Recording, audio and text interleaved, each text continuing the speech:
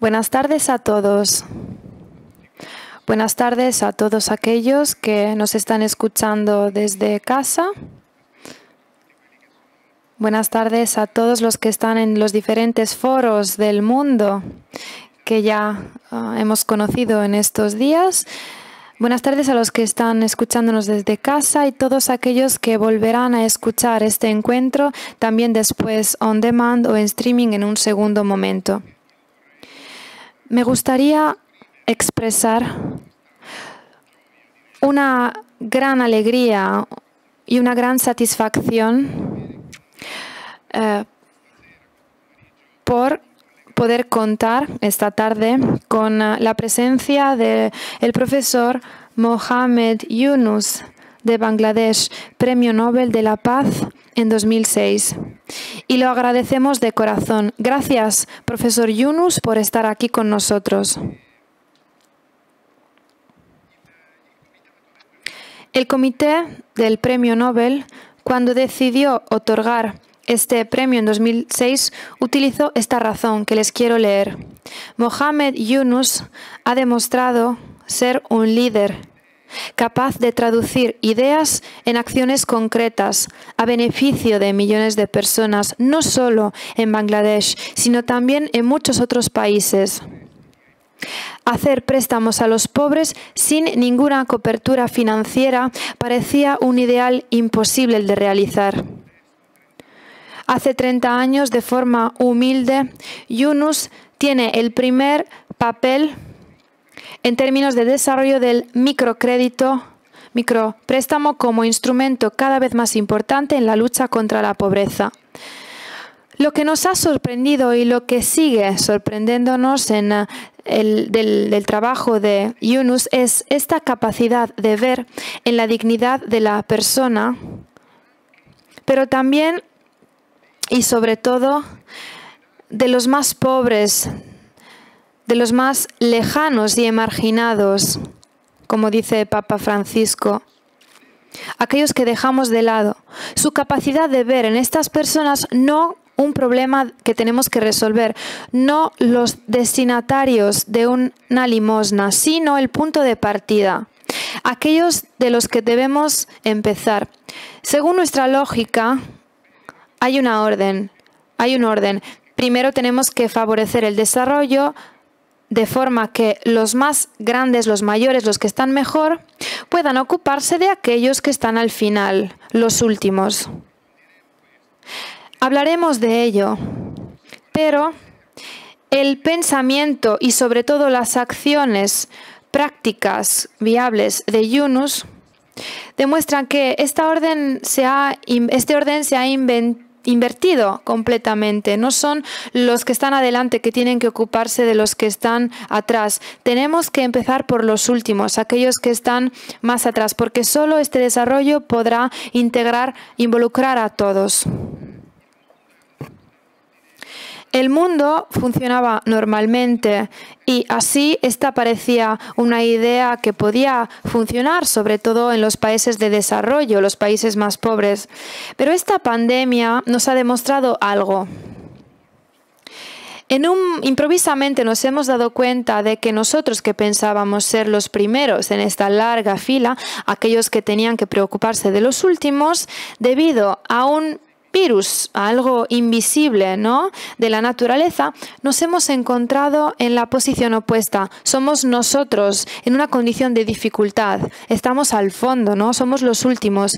Entonces, esta capacidad de volcar la lógica, de invertir la forma en la que pensamos, este valor y esta capacidad profética es típica del profesor, del economista, ¿no? Con Alberto Saborana también hablamos antes de la importancia de la capacidad profética de aquellos que cambian la historia. Y a raíz de esto también hemos decidido titular este encuentro, este diálogo, No volvamos al mundo de antes. Pero ¿cómo? Diría yo. Casi todos esperan que lo que está pasando sea solo una mala pesadilla y que nos despertemos pronto para llegar para volver a la condición de antes. Pues no. Nuestro título es No volvamos al mundo de antes. No esperamos volver a estar adelante. Aquí tenemos que entender cuál es el potencial de esta situación que enfrentamos ahora. El profesor Yunus, en un artículo que se ha publicado recientemente en muchísimos periódicos, repitió: nosotros en este momento tenemos que encontrar una respuesta a un gran interrogante. ¿Devolvemos el mundo a la situación anterior, aquella en la que se encontraba antes del coronavirus, o volvemos a dibujar una nueva situación? Todo depende de nosotros. Pero me voy a detener. Agradezco de nuevo la presencia de Muhammad Yunus y quisiera pedirle que nos presente su punto de vista. Después también tenemos un estudioso de economía muy importante. ¿Quién es? Es un querido amigo, la verdad. Somos colegas en la Universidad de Florencia y es Mario Biggeri. A él le saludo, está conectado. Seguramente él es uno de los estudiosos del pensiero del profesor Yunus más autorizados. Sobre todo es uno de los colaboradores que participó en el desarrollo de obras, iniciativas concretas, colaborando con él. Entonces, antes de introducir el discurso de Yunus, le pido a Biggeri que nos introduzca este personaje, contándonos también qué es lo que le ha sorprendido del pensamiento y de las acciones de este gran protagonista de nuestra actualidad. A usted la palabra, profesor Biggeri. Gracias, Andrea. Gracias por su presentación y por la oportunidad que se me brinda. Agradezco también al profesor Yunus, un querido amigo desde hace muchos años, desde cuando le dimos la graduación honoris causa en Florencia, antes del Premio Nobel de la Paz. Conocer a Yunus ha cambiado mi forma de pensar y mi vida, pero no solo. Además del trabajo en la universidad, lo ha cambiado todo, porque encontrarse con una persona como el profesor Yunus te cambia de rumbo, cambia el rumbo de una persona. Entonces, gracias por estar aquí con nosotros, gracias a todos los que nos escuchan o a los que nos escucharán en futuro. Va a ser una pequeña charla con el Premio Nobel.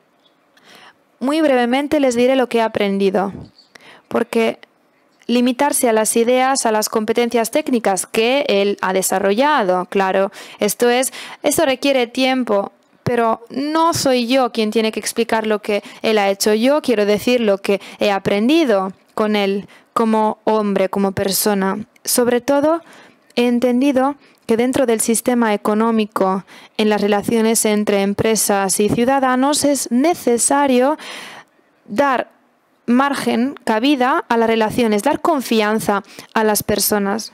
Muhammad Yunus fue profesor en los Estados Unidos, en Bangladesh y Dhaka, desarrollando la idea del microcrédito, micropréstamo, estando en contacto con las personas. Y lo que más me gustó de la relación con él fue su capacidad de entrar en contacto, en relación y de forma simple con cualquiera. Cuanto más simples son las personas, más él se siente cómodo. Es fácil para él relacionarse con personas más simples, pero eso siempre y cuando damos y recibimos la confianza de las personas. De ahí que él construyó su pensamiento y este pensamiento después se traduce en acciones clarividentes y positivas. Quien ha leído el artículo sabe que es un artículo importante y que nos deja entender que debemos volver a formar nuestro sistema, pero ya hablará de ello él. Entonces él me ha transmitido una gran fuerza, la fuerza de ir más allá como persona. Al principio del encuentro hemos visto unas palabras. Yo creo que me corresponden mucho estas palabras y hay que transmitirlas porque tenemos que ir más allá, dando confianza, llevando nuestra creatividad y nuestra esperanza, yendo más allá también de nuestra forma de ser, a través de acciones de alegría positivas en nuestro día a día. Entonces, es necesario hacer acciones, esto es, pero hacerlas de una forma específica, juntos.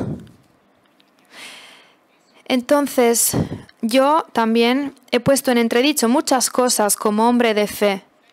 Encontrarme con él me ha permitido entender que debemos empezar por nosotros mismos, por nuestra espiritualidad, ser parte del todo.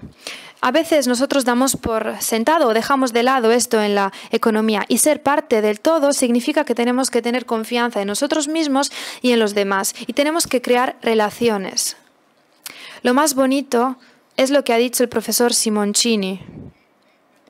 Es decir, que hay que empezar por los últimos y solo así podemos obtener un cambio. Somos nosotros mismos los últimos, somos nosotros los que tenemos que tratar de cambiar. Las personas, los últimos, tienen que ser capaces de poder cambiar. Y esta es la filosofía del profesor.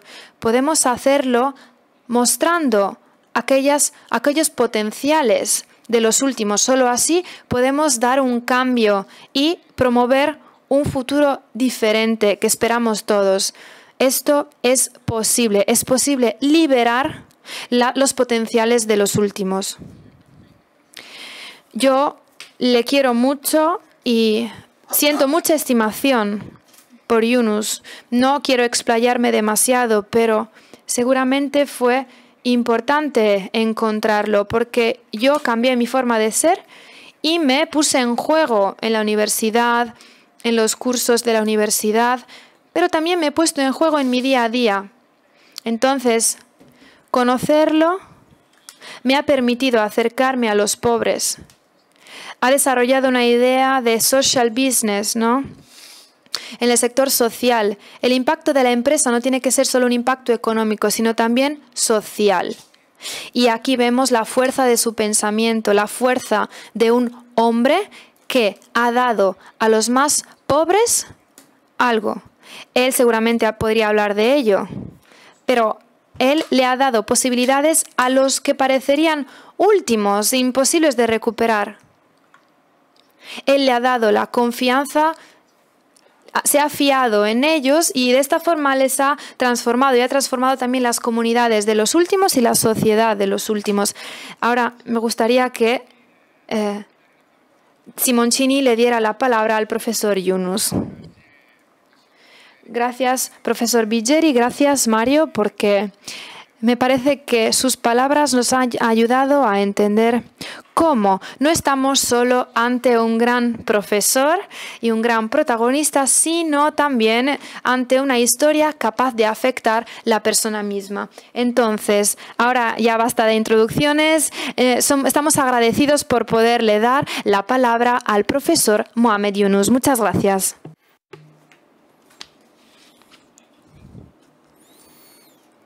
Muchas gracias. Muchas gracias a Mario y también a Andrea Simoncini por las palabras que realmente aprecio mucho. Bien, intentaré explicar lo que hago. Es algo muy sencillo. Intento ver cómo se comporta el mundo y las cosas cómo van adelante en el mundo y me hago ciertas preguntas y para esas preguntas intento encontrar una solución para aquello que no funcionan, para que así funcionen. Y así es como nació el microcrédito, porque yo creo que el sistema bancario no funcionaba bien del todo y no era capaz de conceder créditos a los más pobres. Por tanto, mientras que por el contrario era importante poder dar créditos a estos pobres. Y la gran pregunta es, ¿las bancas, el banco, está verdaderamente abierto a los más pobres? ¿Debería el banco estar al servicio de todas las personas? Y esto yo lo he resuelto creando la Grantin Bank, una gran banca que daba también créditos a los pobres. Y esto ha funcionado perfectamente. Nadie se lo habría esperado. Y esta idea luego se ha difundido por todo el mundo. Y después llegó el coronavirus, la gran pandemia del COVID-19,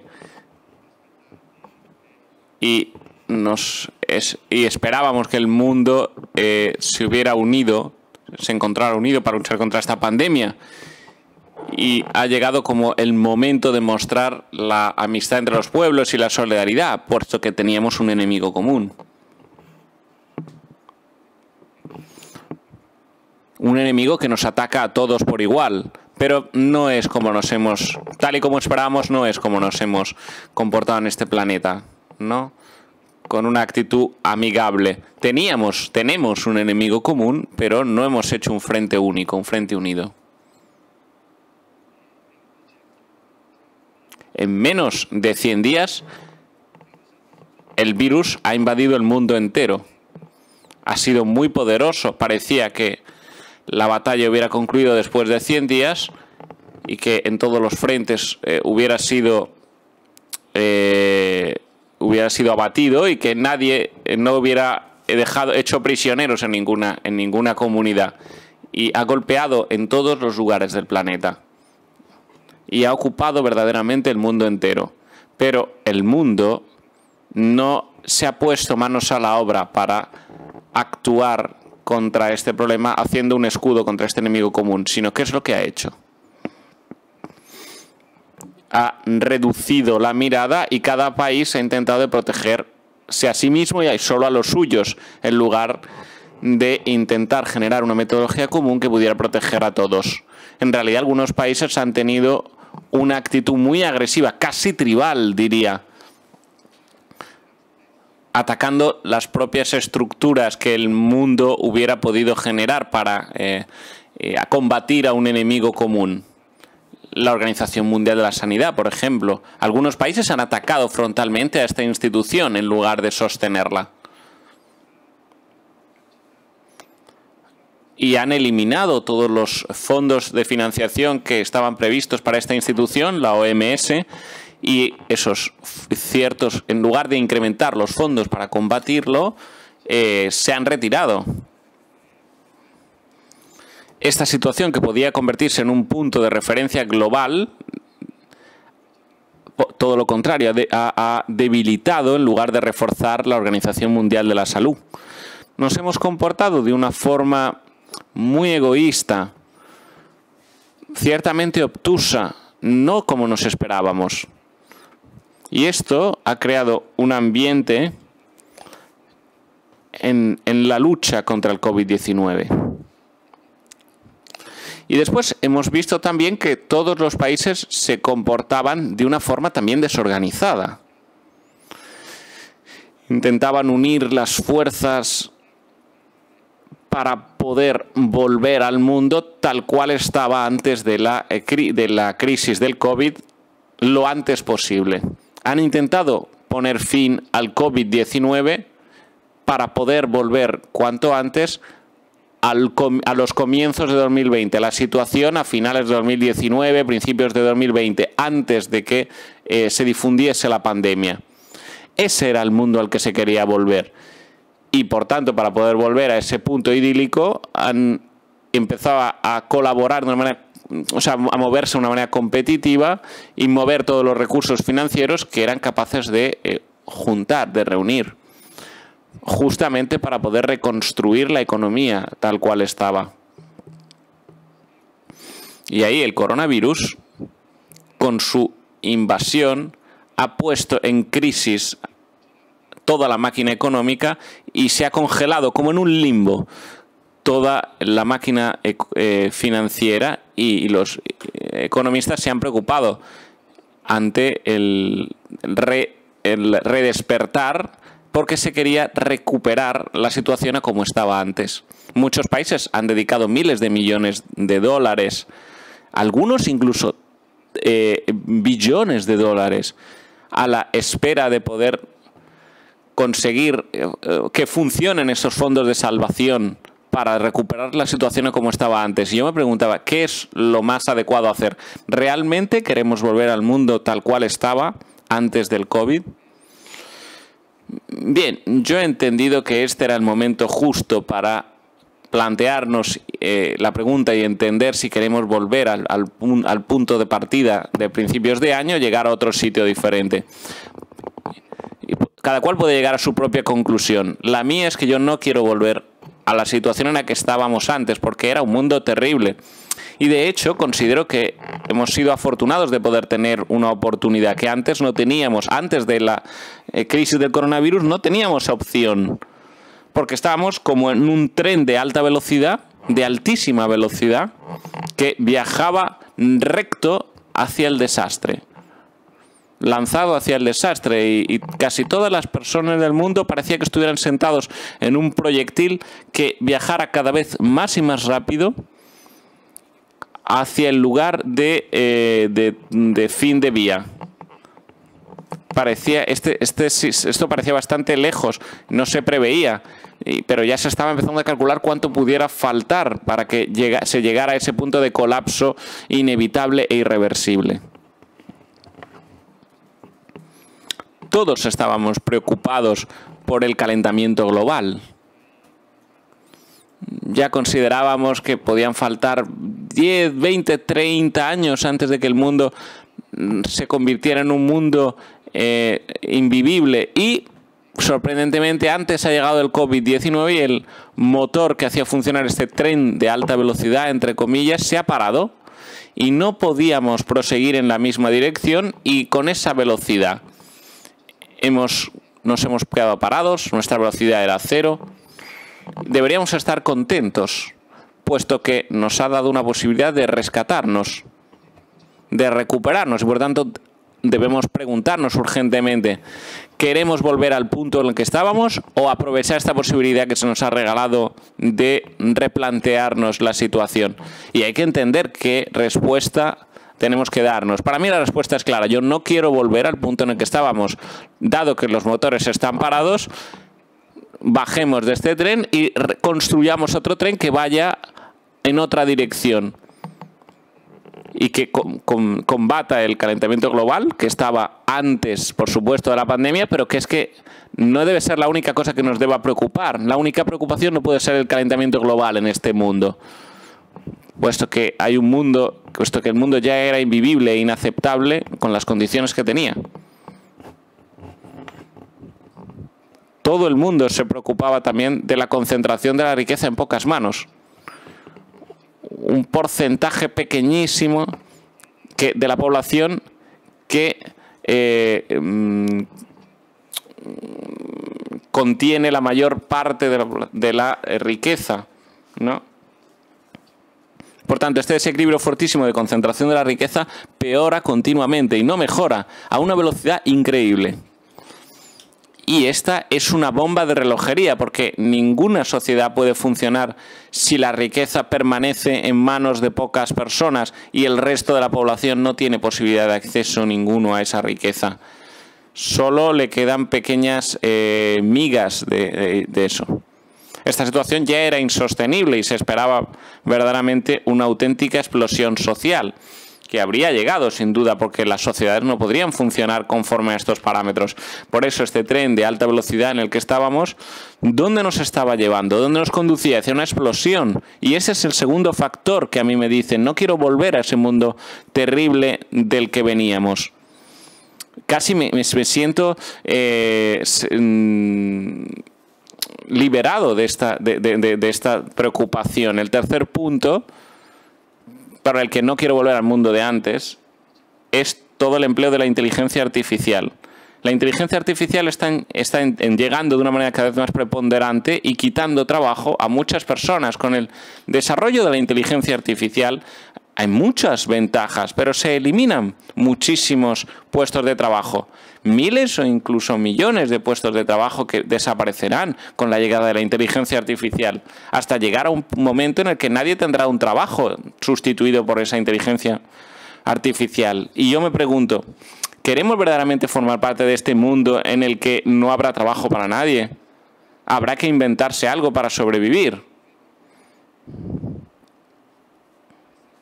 Yo no veo al ser humano ponerse como un ser al servicio de las máquinas, puesto que el ser humano tiene grandes capacidades y tiene que ser capaz de expresarse y de hacer sus cosas, hacer sus propias cosas. Esas son las cosas que nos estaban preocupando antes del COVID-19 y hacia las que nos dirigíamos. Los jóvenes, adolescentes han salido a las calles, ha habido protestas en toda Italia y en Asia, en el mundo entero, protestas en las calles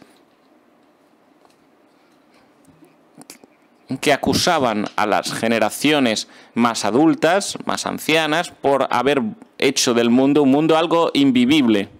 Se han dado cuenta de que su propio futuro les había sido arrebatado. Así decían, y es culpa vuestra, eso decían, habéis hecho nuestra vida imposible en este planeta. Y es que el planeta no existirá por culpa nuestra. Y por tanto, ¿cuál es el mundo que queremos? Escuchamos estas acusaciones por parte de las generaciones jóvenes, les hemos robado el futuro.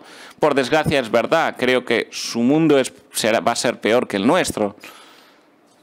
Y el mundo que ellos heredarán será peor que el que heredamos nosotros. Y cada vez habrá una competición entre generaciones por hacer un mundo peor que el que han heredado.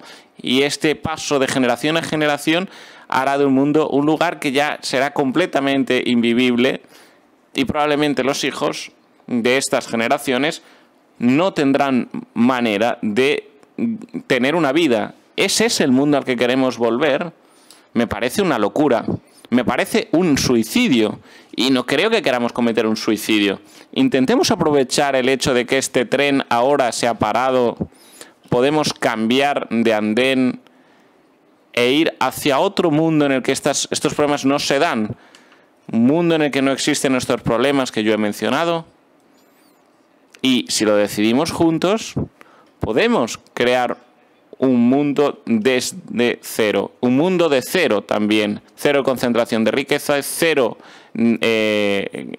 desocupación, cero paro. Y combatir también el calentamiento global, porque lo conocemos, sabemos por qué factores se está produciendo el calentamiento global, también por qué se concentran la riqueza en manos de pocas personas y por qué hay tales tasas de paro en ciertos lugares. Clarísimos los nombres, sujetos, instituciones, los conocemos todos. No sabemos quién es el que contribuye al calentamiento global y cuáles organizaciones están detrás de todo ello. Por el contrario, sí sabemos quiénes son. Sí sabemos quiénes son los sujetos que están detrás del calentamiento global. Y tenemos que caminar hacia un mundo nuevo. No podemos quedarnos en el mundo de antes. Un mundo sin aquellos sujetos que lo están haciendo invivible. Tendremos incluso una lista de cuáles son estos sujetos. Y podríamos marcar a lo largo de nuestro recorrido marcar si una persona contribuye al calentamiento global y plantearle, tienes que reproponer o reproyectar tu actividad, porque no podemos seguir así. Y si está generando una concentración de capital, decirle, no, tienes que dedicarte a crear ocupación, trabajo para las personas. Si hay una institución que crea una concentración de riqueza, no puede ser bienvenida. No son cosas desconocidas, son cosas concretas, tenemos datos, números, y cada vez que tomemos una decisión podemos no repetir los errores del pasado. Podemos reconstruir un mundo nuevo. Y esta decisión hay que tomarla ahora para crear nuevas instituciones, nuevos conceptos. Y este es el concepto, por ejemplo, de negocio social que hemos promovido durante tanto tiempo. Podemos mirarlo, lo hemos creado dentro de un mundo ya egoísta que solo ve la maximización del beneficio como criterio empresarial, pero esto no sucede para el negocio social, porque hay que maximizar beneficios, sin duda, pero no debe ser lo único. Los seres humanos deben ser guiados por objetivos que no son solo personales. Se nos ha hecho creer que sí, que los seres humanos solo podemos estar guiados por la maximización del beneficio. Pero no queremos llegar con estos principios a un nuevo mundo. Tenemos que llegar verdaderamente a la verdadera naturaleza de los seres humanos que se refiere al poder hacer el bien, porque las personas sí se guían por su propio interés, pero igualmente por un interés común. El interés común ha sido eliminado del pensamiento común, pero ahora nosotros queremos volver al interés común y estamos compartiendo el planeta con sus recursos. Y no queremos ser avaros y solo interesados por nuestras propias cosas, sino compartir un nuevo mundo que queremos crear para todos. El sistema financiero es responsable de la concentración de la riqueza. Hay instituciones que funcionan de tal manera que cuanto más tiene uno, más puede ganar, más puede obtener. Y así se crea desocupación de masa. Los economistas hablan de un sector informal. Este sector informal no se estudia mucho porque son personas que prácticamente no hacen nada, en opinión de los expertos, para la economía. Y la economía empieza con el sector formal, el trabajo formal, sectores industriales formales. Ahí es donde encontramos la economía. Pero yo digo que no, que la economía empieza donde hay una vida humana. Cuando nace un niño ya hay ahí economía. Independientemente de cuál sea su futura profesión, ya ahí hay economía en él. Comienza con el sector formal en muchos sectores. Y en muchos casos, en muchos países del mundo, el sector formal es inferior al sector informal y puede representar un elemento más pequeño. La crisis del COVID ha desvelado todas las debilidades de este sector y nos ha mostrado todos los puntos de debilidad de la sociedad. Hemos visto que nuestra sociedad no ha sido capaz de superar la prueba de este desastre particular y por tanto tenemos que plantear una de las primeras preguntas que se ha hecho en el mundo, sobre todo en los países más pobres. ¿Tenemos que salvar vidas o debemos salvar la subsistencia, preocuparnos de la subsistencia? Bien, la vida no es negociable, la vida es un valor supremo. La vida es lo que debe quedar en primer lugar. Mientras que el sustento se puede gestionar de formas diferentes. Hemos visto personas que caminan por el camino porque no hay transportes por la cuarentena, caminan por sus hijos y caminan kilómetros y kilómetros para poder ir al trabajo y volver a casa porque no estaban dentro de las grandes ciudades, en estos grandes engranajes de la economía, pero cuando ha llegado el coronavirus ha revelado todo y ha hecho todo visible. Nos hemos sentido malísimo por todos los kilómetros y kilómetros que tenían que recorrer estas personas para volver a sus casas. Y estoy convencido de que la forma en la que yo me he sentido lo compartís vosotros también. ¿Por qué hay algunas personas que tienen que caminar tanto para poder mantener una supervivencia para sus vidas? ¿Qué tipo de economía tenemos? ¿Qué tipo de economía es una economía en la que se tiene que dar una vida de subsistencia? Uno no tendría por qué dejar su casa para poder sobrevivir. Debería dejar su casa por otros motivos. Y después hemos visto también todas las estructuras económicas alrededor de las ciudades. Las zonas rurales son zonas donde viven muchas personas y luego las ciudades son concentraciones cada vez mayores de personas. Pero muchas personas viven también en las zonas rurales. Pero la atención se ha concentrado mucho sobre las zonas rurales. Perdón, sobre las zonas urbanas. ¿Por qué tienen que ser construidas todas las infraestructuras económicas solo en las ciudades? Infraestructuras deberían estar en todos los lugares de transportes y comunicaciones para la instrucción y educación. Deberían estar en todas partes. ¿Por qué las infraestructuras no se construyen donde están las personas en lugar de preocuparse de que todo el mundo tenga que ir hacia los centros urbanos? Es vivir una vida terrible en condiciones terribles. Podríamos verdaderamente reproyectar el mundo de una forma diferente y nueva, hablando de las personas, hablando del sector informal también, sobre la que el gobierno no siente que tenga ninguna responsabilidad, porque no hay políticas que se dediquen a ello. También los economistas se lavan las manos porque no tienen ganas de ocuparse del sector informal, solo del formal, y de la ocupación y el trabajo en el sector formal. Porque desean que solo se trate del sector formal, y es erróneo, tenemos que hablar de la perspectiva de las personas. No es que tenemos que desacreditar completamente al sector informal, podemos hablar a la microempresa. Hay personas que se ocupan se inventan su propio trabajo y hacen muchas cosas nuevas, venden en colaboración con otras personas y viven de esas actividades. Cuando ha llegado la pandemia, todo eso se ha echado a perder. Muchísimas personas han perdido sus rentas. Y aquí es donde la COVID ha hecho visible y reconocibles estas personas como sector separado, pero no tanto como un sector informal, sino como un sector de microempresa. Por tanto, si los tratamos como un sector de microempresa, lo primero que habrá que hacer es crear un ministerio de microempresa, quizá como el Ministerio de Trabajo. Nosotros estamos todos muy contentos de que el Ministerio de Trabajo se ocupe del trabajo formal y no del informal. Pero si tenemos un ministro de Trabajo formal y agencias ministeriales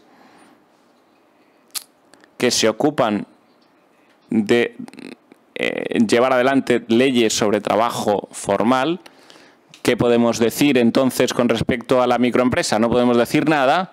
Bueno, quizá debamos empezar a concentrarnos también sobre la microempresa. Porque los microempresarios son también empresarios y forman parte de la economía. No son una masa de población desorganizada. Pertenecen también a la pirámide empresarial de la sociedad y de la economía. Tenemos a los multimillonarios, multimillardarios, en el vértice, en el pináculo de esta pirámide, y luego también tenemos ricos a mitad de la pirámide, y luego tenemos en la base muchos microempresas y microempresarios, y esta es la dirección que tenemos que seguir. Nosotros hemos hecho las instituciones financieras que solo sirven al vértice o como mucho a la mitad, pero se olvidan de todo el resto. Y un gran porcentaje de la población no tiene nada que ver con esa población. Son microempresarios que buscan la manera de enfilarse de alguna manera. Buscan también la manera de contentarse, quedar satisfechos con los microcréditos y han sido atacados como por tiburones y necesitan que se les concedan préstamos. Y con los microcréditos también se puede darles una ayuda a ellos y a sus familias de salir adelante. Y esta es la ocasión de replantearse completamente el mundo, reorganizarlo y olvidarnos de todas esas cosas terribles que formaban parte del viejo mundo. Si seguimos todo aquello que hacíamos en la misma línea que estábamos antes, volveremos a las mismas posiciones de antes, mismas situaciones, mismas reglas, y volveremos al mismo destino.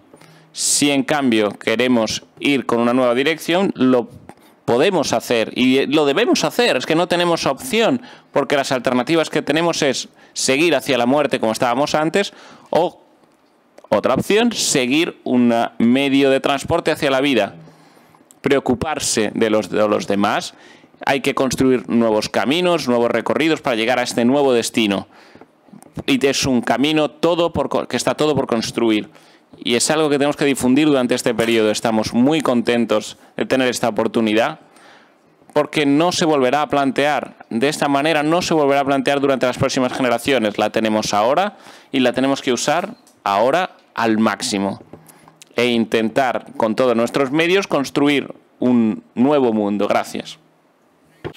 Thank you. Muchas gracias, profesor Yunus. Diría que es una lección magistral. Nos ha presentado una descripción eficaz, breve, pero extremadamente realista de la condición en la que nos encontramos. La primera parte hablaba de este tren de altísima velocidad, este proyectil hacia el fin. Nos da una idea de la circunstancia que todos nosotros estamos viviendo como algo terrible, como una desgracia, pero en cambio esta podría ser la ocasión para cambiar de rumbo. La segunda parte de su lección se ha centrado en esta aclaración, en esta posibilidad nueva. Quisiera aclarar la estructura de este diálogo. Mientras que Yunus hablaba y el profesor Vijeri también hablaba, en los canales de streaming que nos están escuchando, todos los participantes del mundo, llegan algunas preguntas. Tenemos unos chats donde las personas plantean preguntas. Están llegando decenas y decenas de preguntas. Por tanto, me gustaría tratar de plantearle algunas de estas preguntas, profesor Yunus. Me gustaría, si es posible, hacer hincapié en uno de los muchos puntos. Según yo, todos compartimos en el análisis de este mundo que había cogido una velocidad insostenible. Pero quiero centrarme en la parte de las propuestas, porque muchas preguntas han salido de ahí, hablan de propuestas. Hay una que resume un poco esta idea y voy a leer esta pregunta. Profesor, ¿puede darnos algún ejemplo de cuál puede ser el papel de la persona, de las pequeñas comunidades en este cambio? Es decir, ¿qué significa hacer negocios sociales que no tengan solo un objetivo económico de ganancia? ¿Puede brindarnos algún ejemplo para ayudarnos a entender mejor qué significa? Bueno, gracias. En mi ponencia no he hablado del papel de los gobiernos, porque pienso que los gobiernos tienen un papel, esto es, pero también los individuos tienen un papel, porque será mi decisión y tu decisión la que cambiará el mundo, no serán los gobiernos. Necesitarían muchos años antes de tomar una decisión los gobiernos, pero hoy, ahora, nosotros, yo y tú, podemos tomar una decisión. ¿Y mi decisión cuál es? Que yo no quiero volver a aquel mundo, mi familia tampoco lo quiere, y esta decisión me instará a dar el paso sucesivo. Por ejemplo, yo no seguiré consumiendo productos que causan el calentamiento global, porque no quiero volver a aquel calentamiento mundial. Por tanto, empiezo a calcular la cantidad de combustibles fósiles que utilizo. Si no hay alternativa, puedo reducir el uso de estos combustibles y si en cambio hay alternativa, puedo pasar a una alternativa. Esta es mi decisión. Si el gobierno tiene que pensar, aprobar una ley, controlar y hacer todas aquellas reglamentaciones y aquel papeleo, pues necesitamos tiempo, pero yo puedo hacerlo aquí y ahora, enseguida. Mis vecinos, mi familia también puede hacerlo, mis amigos también. Todos podemos hacerlo ahora y este es el punto de partida. Por ejemplo, yo puedo empezar dejando de utilizar el plástico porque está destruyendo el planeta y yo decido por mí mismo que no quiero utilizar el plástico. No hace falta que me lo diga el gobierno, puedo hacerlo yo y si lo hacemos todos juntos, entonces las cosas cambian. Por eso, no volver atrás significa que yo no quiero volver atrás. Si vosotros no queréis volver atrás, pues nadie lo hará. Y este es el punto de partida, lo repito. Por tanto, la decisión autónoma individual nos ayuda a permitir la viabilidad del no volver atrás. Yo puedo apostar por la forma en la que yo consumo. Por ejemplo, yo puedo decidir que no quiero comer carne porque esto causa el calentamiento global. Si yo como mucha carne de vaca, habrá más calentamiento global, eso lo sé. Es inútil escuchar las conferencias sobre el calentamiento global y después irse a comer la carne, ¿no? La fiorentina.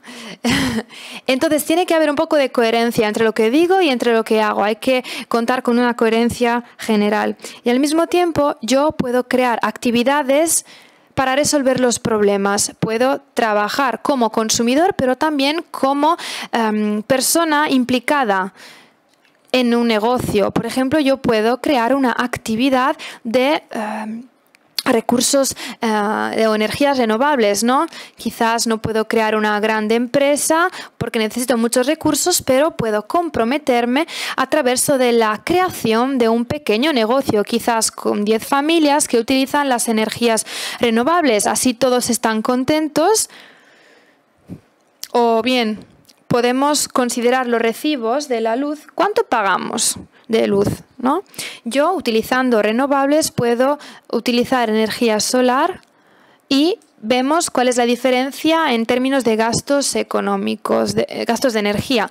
Entonces, esto no significa que quiero ganancias, beneficios para mí. Lo hago porque quiero resolver el problema de la energía. Por ejemplo, quiero apostar por la energía verde en vez de un consumo. Entonces puedo empezar desde mi pequeño entorno, como en un sector como el social business, ¿no? Los negocios sociales. O pensemos también en el agua, ¿no? El agua que está contaminada, que escasea. Puedo empezar por un pequeño número de familias y pienso en la provisión de agua potable, de forma que controlando el agua las personas ya no se enferman, hacen un uso adecuado. Y por eso yo no solo me ayudo a mí mismo, ayudo también a los demás. Este es el significado de los negocios sociales, social business.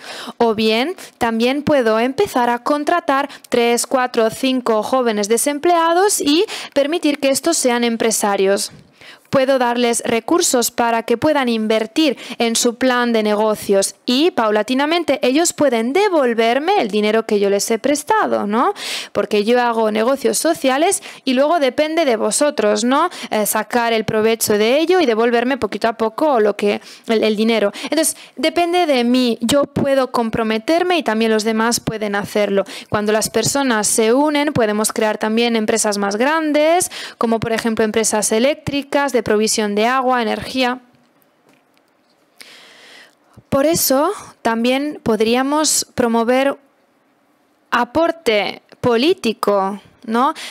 Pero todo empieza por la persona y después, en segundo lugar, podemos convencer los gobiernos para que inviertan miles de millones de dólares a través de paquetes de salvamento para gestionar el sector del plástico, de los combustibles fósiles, pero hay que invertir también en la energía verde, de forma que las personas vivan en un mundo más sano, ¿no?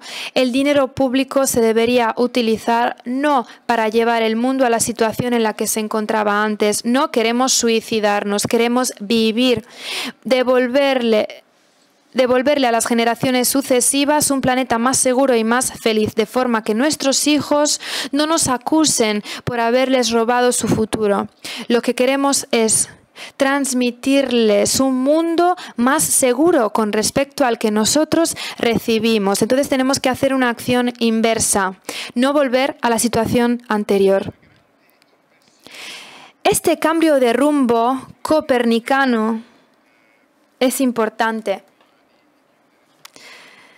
Luego hablaremos también de la compatibilidad de la carne fiorentina con el pensamiento de Yunus. Ya veremos qué piensa el profesor Biggeri, cómo puede conjugar estas dos cosas. Pero lo que quería preguntar se inspira en otra pregunta que han escrito. ¿Es posible pensar en este desarrollo? Usted ha insistido en el comportamiento personal. Podemos comenzar por la persona, por uno mismo. Yo ya puedo comenzar a concebir un desarrollo diferente. Pero es una batalla que podemos ganar contra los grandes intereses económicos y las grandes empresas que se basan en este modelo de desarrollo. Por favor, profesor Yunus, puede brevemente responder a esta pregunta, de forma que podamos añadir alguna otra pregunta?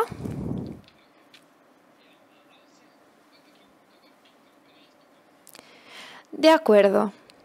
Cuando hablamos de grandes empresas, siempre hablamos de mucho dinero, de mucho control, pero una empresa es gestionada por un administrador delegado, por un director ejecutivo, que a lo mejor puede ser un tío, un amigo, un familiar, el hermano de alguien. Entonces, no es una superpersona, es alguien tal y como yo. Y estoy hablando de estas personas y de sus familiares que tienen que decidir si quieren vivir en un planeta más seguro. Entonces, o me voy de la empresa o la empresa cambia. No hay otra opción. La empresa no es algo abstracto, es algo concreto, gestionado por personas como nosotros, hermanos, amigos. Y nosotros somos profesores universitarios, ¿no? También Mario lo es. Y nosotros les enseñamos un tipo de mundo en el que pueden pensar a nuestros estudiantes. Entonces, hemos enseñado las cosas equivocadas, deberíamos enseñarles las cosas justas, porque de ser así se portarían de forma justa y adecuada. Ellos simplemente hacen lo que nosotros escribimos en los libros, y en estos libros hay muchas cosas equivocadas. Estas son las viejas reglas. Los viejos libros hablan de reglas antiguas que deben cambiarse, que siguen aquel tren de altísima velocidad. En cambio, nosotros queremos cambiar de rumbo y por eso también los libros y nuestra forma de pensar tienen que cambiar. También las políticas tienen que cambiar. El reto que usted plantea es todavía más interesante. Incluso los grandes dirigentes, directores ejecutivos de las multinacionales son hombres y mujeres, personas. También ellos tienen que elegir en qué modelo inspirarse. La persona es el centro. Y esto lo tenemos que considerar tanto en el microsector como en el macrosector. Y esto me parece muy fascinante e interesante. Pero le pregunto, desde el punto de vista de la formación de la persona, ¿qué es lo que puede ayudar a convertirse así? Es decir, a poder conjugar esta idea de desarrollo renunciando al modelo típico, convencional, tradicional. Entonces, hemos visto que aquel 1% ha producido mucho, pero ¿qué es lo que puede cambiar la mentalidad, el corazón de una persona? Inclusive dentro de estas personas, ¿no?, que están en un sistema de poder, de forma que puedan permitir un cambio de rumbo como usted sugiere.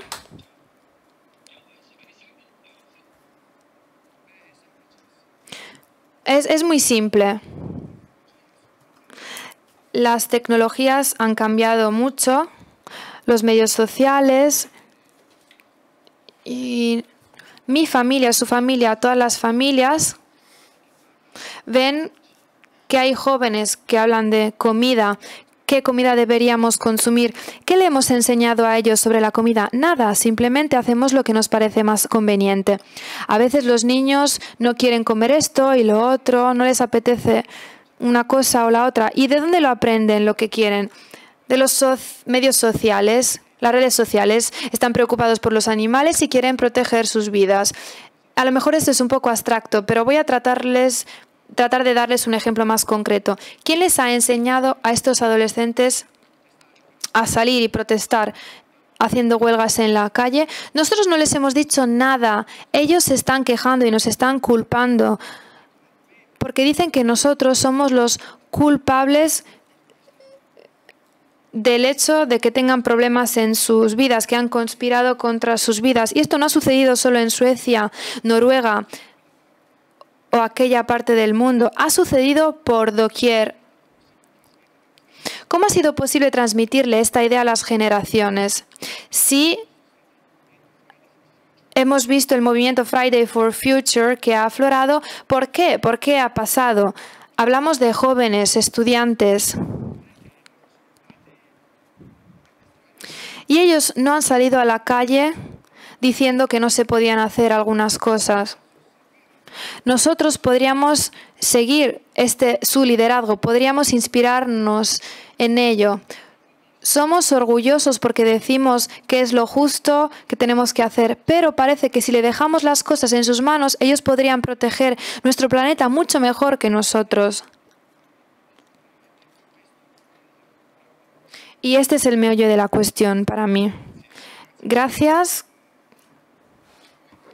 porque empezamos a vislumbrar no solo una situación oscura en la que nos encontramos, sino que vislumbramos también un camino y saber que hay algo que mueve a la persona que se está difundiendo es seguramente uno de los puntos en los que queremos hacer más hincapié.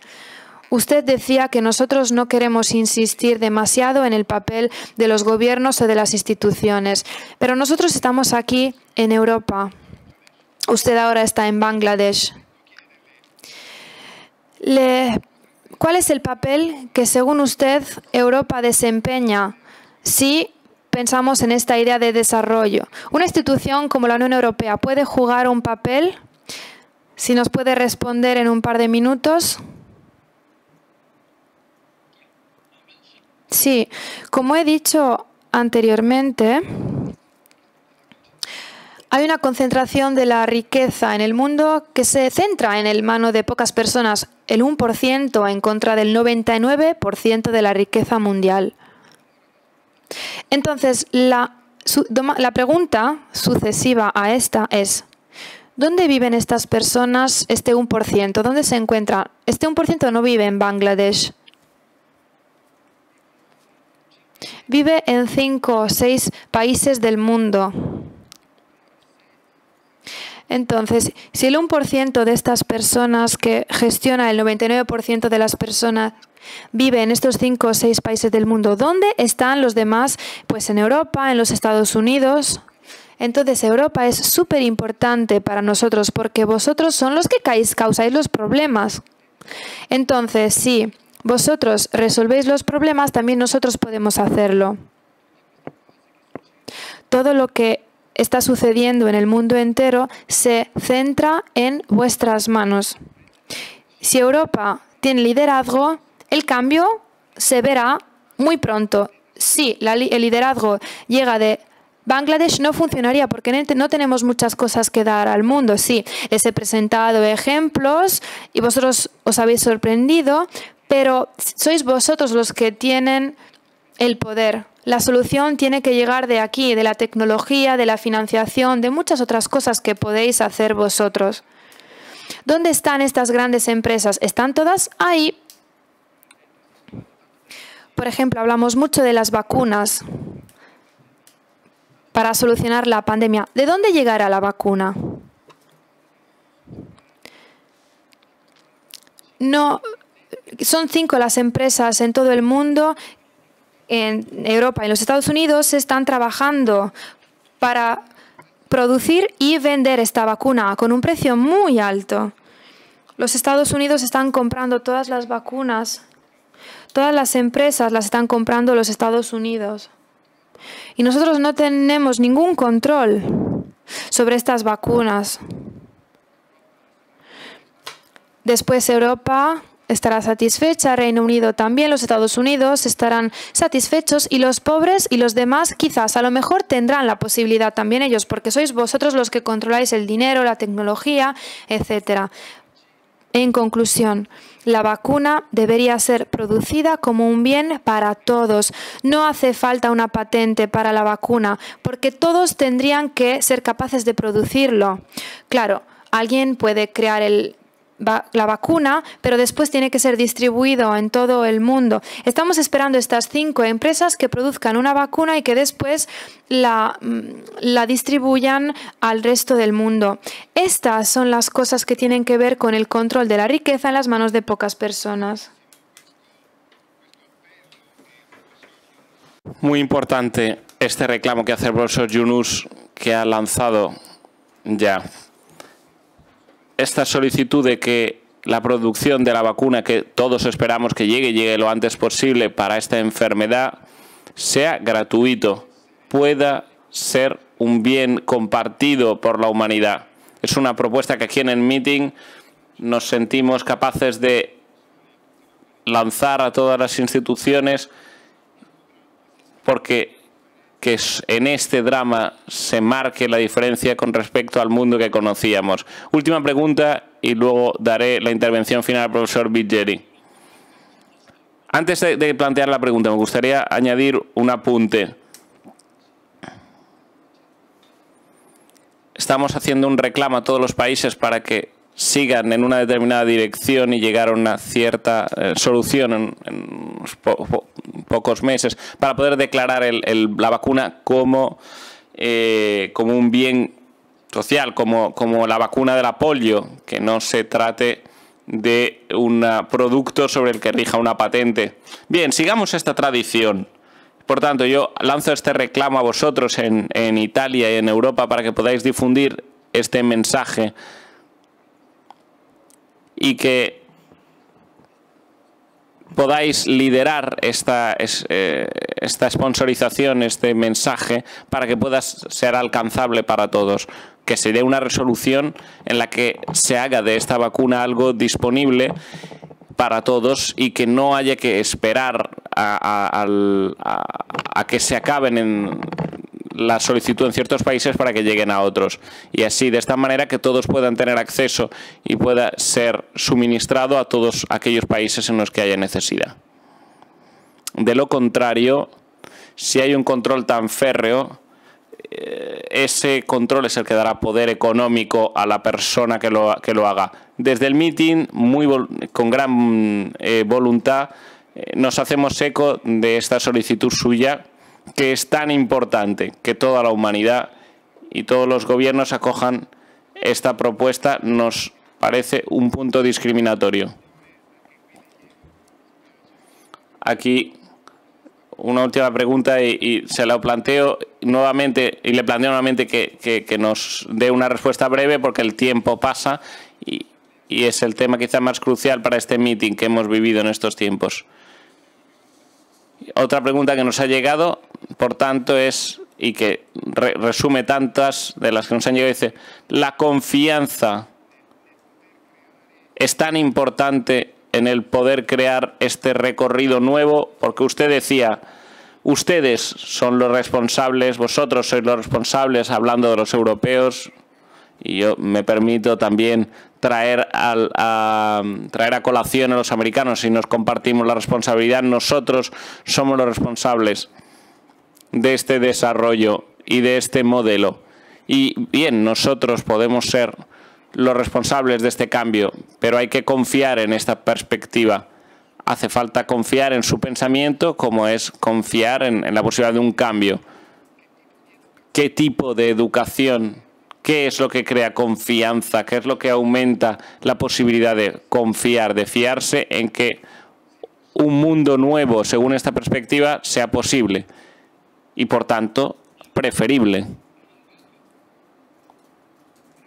Gracias por esta pregunta, porque me consiente el poder volver a los orígenes de la Trading Bank que había creado para el microcrédito.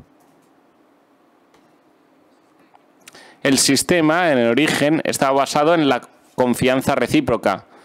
Confiar en la persona que recibía el crédito, porque en un pensamiento normal, la actitud normal es: no me voy a fiar de aquel que recibe mi microcrédito, recibe un documento en el que posteriormente se dice que no, y uno no le puede llevar a juicio si no respeta los términos del crédito. Pero nosotros se trataba de tener relación con personas personas pobres que no entendían los términos de un crédito y tenían necesidad de recursos, de dinero, de financiación, pero lo que se decía siempre es: no hace falta confiar en nadie, no te puedes fiar de nadie.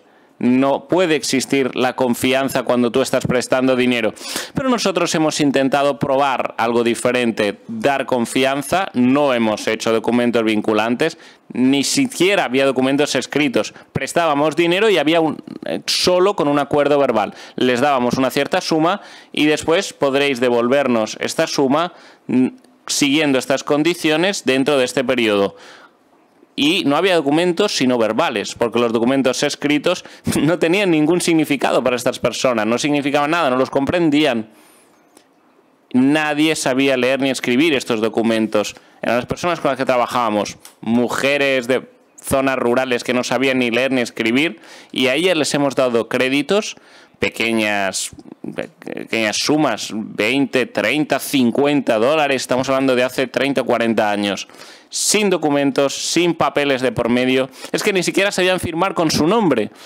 Por tanto, hemos dicho, bueno, dejemos estar todos estos papeles, y ha funcionado. Y la gente ha empezado a devolver los créditos. Han pasado 42 años, tenemos 9 millones de prestamistas, que reciben los créditos. No tenemos por en medio documentos y somos la única banca en el mundo que concede préstamos de más de 3.000 millones de dólares al año sin que medien documentos. Por tanto, es un banco sin procedimientos legales y funciona. Muchos nos han imitado a día de hoy. En los Estados Unidos, por ejemplo, dan créditos de miles de millones de dólares. Hemos concedido 11 millones a los Estados Unidos sin documentos, sin ningún tipo de seguridad. Cuando uno se empeña, se implica en este tipo de procedimiento, funciona. Hemos probado y ha funcionado. La vieja escuela de pensamiento ha quedado caduca, porque nos decían que hacía falta tener un documento, un contrato, firmar. Bueno, pues no. Hemos creado un mundo completamente diferente, puesto que el mundo antes requería de abogados, causas, procesos judiciarios, y nosotros hemos abandonado este modelo, puesto que hay que inventarse las cosas, las instituciones, toda la proyectación de las instituciones, porque era algo que solo nos correspondía a nosotros. Solo las personas inteligentes que han diseñado esto han sido capaces de llevarlo a cabo, porque todo nos diría que no sea posible la confianza, y sin embargo la confianza se ha dado. Verdaderamente, muchas gracias. Y aquí dejo a Mario Biggeri la carga de resumir en 2 minutos lo que debemos llevarnos a casa, con lo que tenemos que quedarnos de un encuentro como este. Bueno, habréis entendido forzosamente el mensaje que nos ha transmitido Yunus. Aquí no se trata de de mantenernos a mirar lo que hacen los demás, sino ponernos manos a la obra y con lo que nosotros somos, o con lo que vivimos, con lo que queremos de las relaciones. Y algo importante, quizás algo que ha surgido pero quizás no ha sido valorado suficientemente, un mensaje que es que el otro encuentra en nosotros, creyentes, una fuerza única.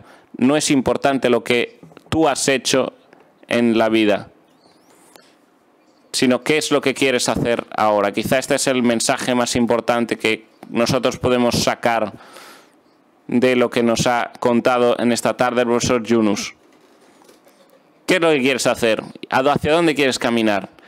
Y esto deja espacio también a estas multinacionales, porque les permite pensar en sus negocios de una forma diferente, un espacio para el individuo individual, o sea, para el individuo personal que quiere plantearse sus propios consumos y sus propias actitudes. Uno quizá no coma todos los días la fiorentina, comerá en ocasiones especiales, puesto que es uno de los elementos principales de contaminación, y esto implica también ir en una dirección de cambio. Pasa por la comida y pasa también por las relaciones personales.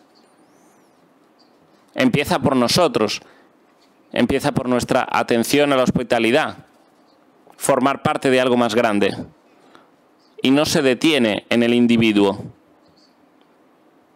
sino en grupos también. Todos podemos llevar adelante un cambio y desarrollar un cambio común, y es algo que se nos ha escapado hasta ahora de las manos, y solo así es posible compartir y convivir y compartir un camino común. Y es necesario tener una visión nueva. Este coronavirus ha desvelado el drama de lo que se está viendo y nos ha dado la posibilidad de reflexionar sobre algo que ya hay. Y Juno nos ha contado algo que ya se ha experimentado y podría darnos más de entre sus bellísimos ejemplos, puesto que hay otras ideas que surgen a través de, por ejemplo, una inversión, un desarrollo vergonzoso. Una de las preguntas que se han planteado hacía referencia justamente en esto. ¿Se puede crear confianza, conciencia, aumentar nuestra capacidad desde pequeños de experimentar el formar parte de algo común, algo más grande que nosotros, y devolver la confianza al otro, de tener tu propia responsabilidad? Luego también hay cambios institucionales. No hay tiempo solo de dar a los jóvenes la posibilidad de cambio. También nosotros tenemos que movernos para cambiar. Y esto significa que tenemos que reclamar también a los gobiernos en la causa. Se espera verdaderamente que vayamos más allá. Hay necesidad de cambiar. La propia Universidad de Florencia ha empezado a plantearse sus preguntas. Otras universidades lo están haciendo. El organismo de instituciones italianas se está moviendo para dar un cambio diferente. Se ha planteado a algunos compañeros míos que hagan una investigación sobre cómo se puede llevar adelante esto. Porque tenemos que plantearnos la base que lleva a un sistema así. Si yo pienso en las invenciones, en la investigación que se ha llevado adelante, todo se ha hecho mirando hacia una dirección que se refiere al medio ambiente, una manera diferente de vivir la vida. Aquí, Mario, tienes que cerrar, que se nos acaba el tiempo. Es necesario, efectivamente, volver a las raíces, porque somos nosotros y son las instituciones de los lugares donde estamos. Y hay que moverse en una dirección clara, que es la dirección que nos manifiesta el profesor Yunus. Yo agradezco verdaderamente de corazón al profesor Yunus, Premio Nobel de la Paz en 2006, que ha aceptado esta invitación para participar en nuestro diálogo.